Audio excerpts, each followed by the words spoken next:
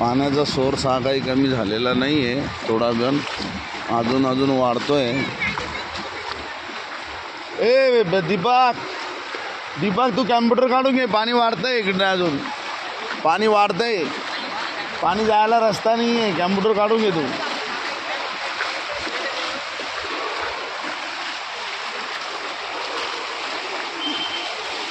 इथं JCB लावून ठेवलंय.